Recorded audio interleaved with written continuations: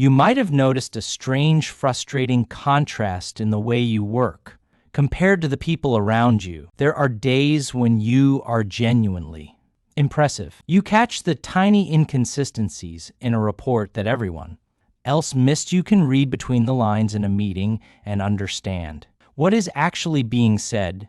You spot a risk weeks before it becomes a crisis. But then there are the other days you are doing the same job with the same brain, but the day hits you like an information storm.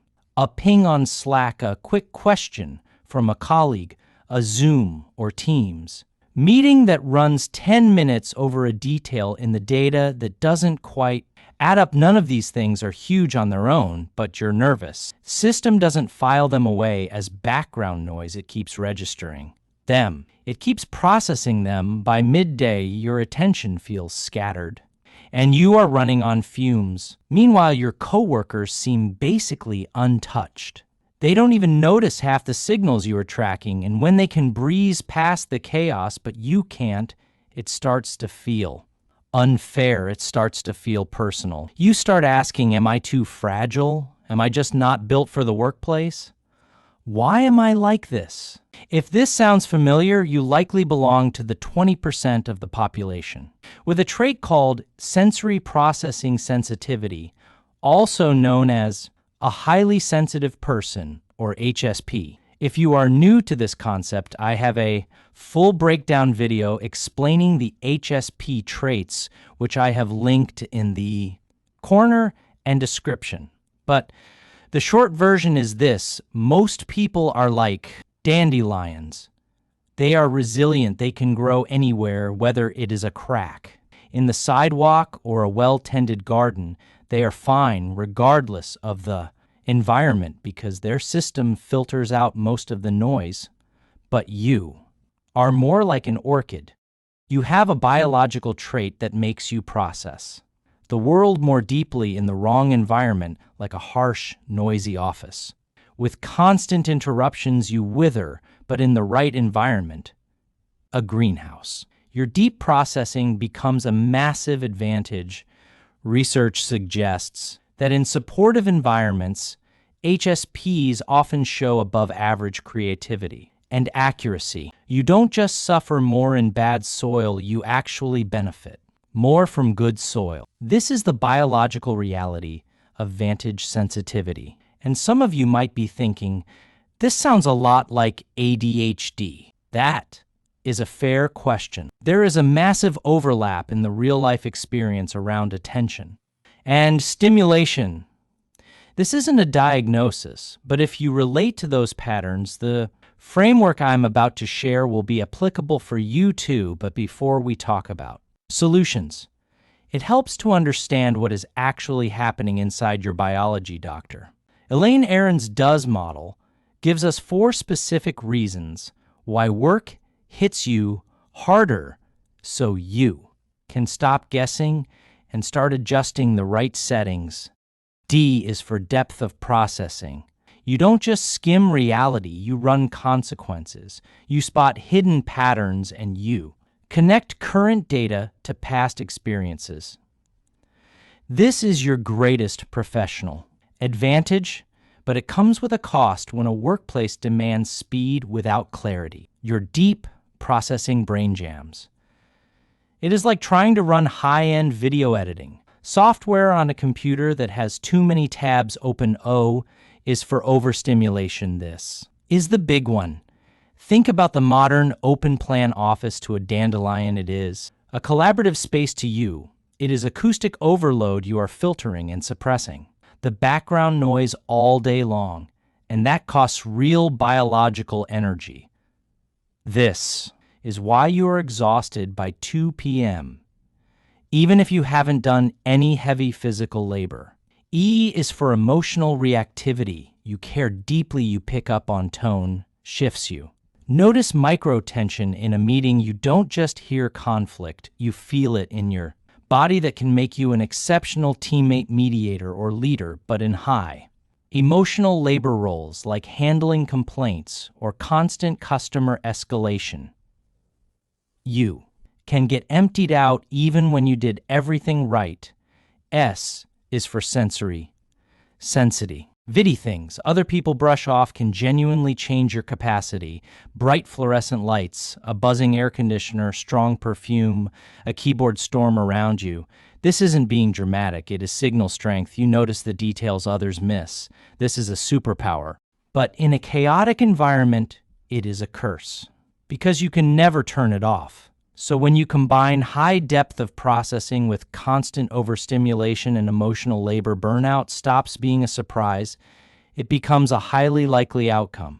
So does this mean you have to change your job title? I don't really recommend those lists like top 10 jobs for HSPs. They often just make people more confused. The truth is the same job title can feel completely different across teams and cultures, so we care less about the title and more about the ecosystem you are stepping into.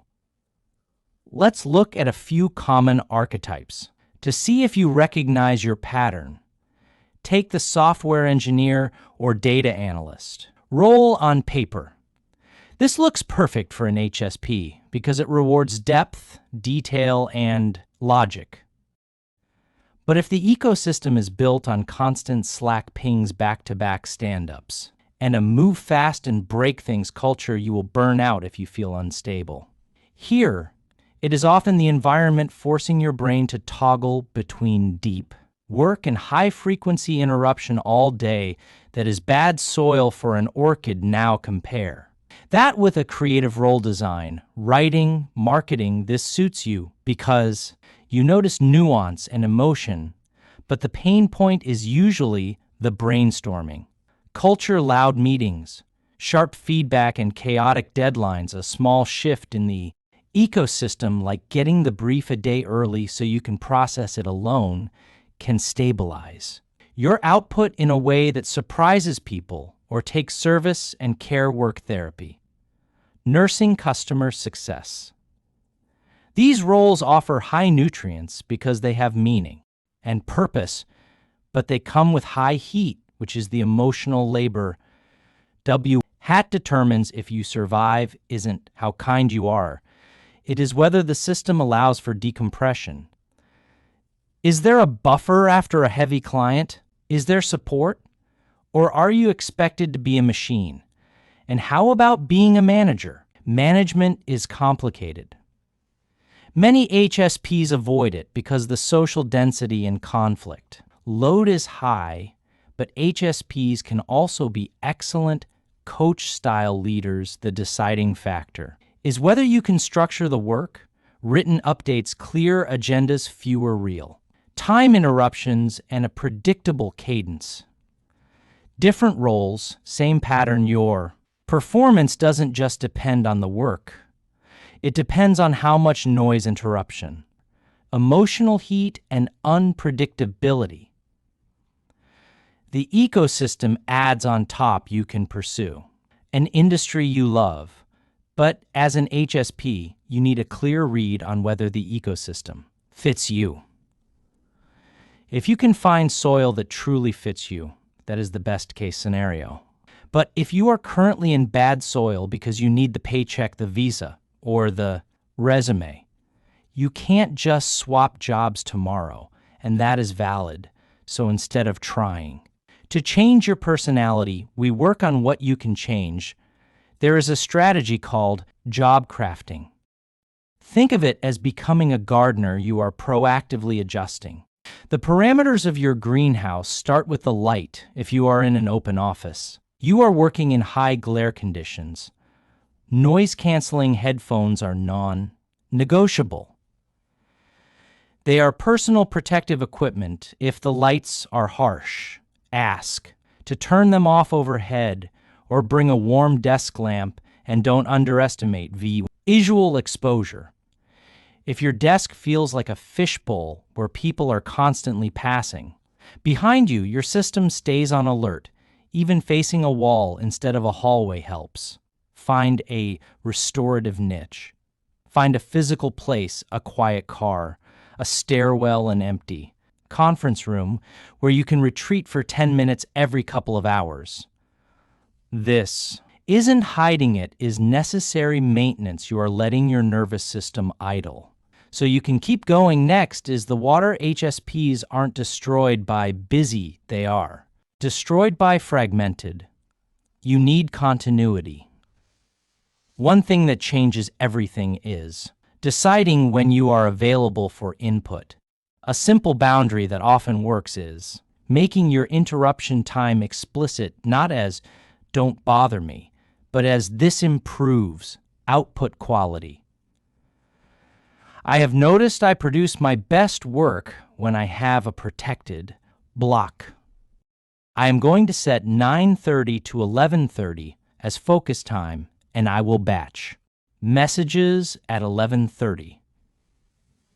If something is urgent, call me. That language tends to land because it is not asking for special treatment. It is describing how you create reliable outcomes.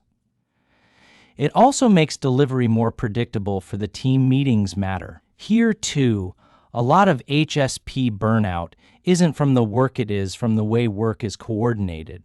Push for basic meeting hygiene, an agenda, a clear decision. The meeting is for, and a little buffer between calls. Even a 5-minute break makes a difference. Then you prune the branches. HSPs often fall into the trap of over-responsibility. You see a problem, so you fix it. But in a low-resource environment, this generosity drains you. Your boundaries need to sound like risk management, not rejection. Say, "I am focused on project A and B. If we add C, I can do it, but we need to decide what slows down. Otherwise, the quality will drop." That is professional bandwidth management, and job crafting isn't only about tasks, it is also about relationships. If you can build one safe channel at work, one manager, one lead, or one teammate who gets how you operate, not to vent, but to keep reality clear, when you have even one steady point of support, the whole environment stops feeling as chaotic. Finally, you need a recovery ritual. If you are spending 8 hours in a harsh climate, your recovery cannot be whatever happens after work. It has to be built in. Start earlier than the end of the day. Don't try to white-knuckle through, then collapse at night. Instead, take tiny resets while you are still at work, especially after meetings or emotionally loaded interactions. A few minutes where you step away, breathe, get water, and let your body drop out of alert mode. It sounds small, but it changes the trajectory. Then you do the third space transition. This is crucial, especially for parents or people with demanding home lives. Before you switch from employee to parent or partner, you need a buffer. Spend 10 minutes in your car or walk around the block, or even just change your clothes the moment you walk in the door. Use that physical action to offload the cognitive weight of the day. You are telling your brain the work cycle is closed. This is a lot of information, and if you're feeling a little overwhelmed right now, that makes sense, but you don't need a 10-year career plan tonight. You need one small change that makes tomorrow easier. Pick one adjustment, just one, and run it as a 2-week experiment. Before you start, write down what you expect might change: more focus, less dread, faster recovery. Then treat it like a real test. The result might surprise you, and if it makes no difference, that is still useful data swap. The tactic: run a new experiment. The more data you collect on your own nervous system, the closer you get to building a greenhouse that actually fits you. And I want to end on something you may need to hear. You feel tired because you really are processing more. You crash faster because your threshold gets pushed sooner, and the days you shine aren't just luck, they are what happens when the environment finally matches your sensitivity. Your job isn't to become the kind of person who can tolerate any climate. Your job is to become your own gardener. So start where you are. Notice the soil. Make one adjustment that turns the volume down. Keep what helps, drop what doesn't. That is how you build your greenhouse. I know there are likely many complex, tricky situations that I could not fully cover in this short video, so if you have a specific struggle or a scenario that is typical, please share it in the comments so we can discuss it as a community. If you are dealing with difficult people at work, watch my guide on handling high conflict dynamics. And if you want to understand the biology of your high-resolution brain, check out the HSP deep dive.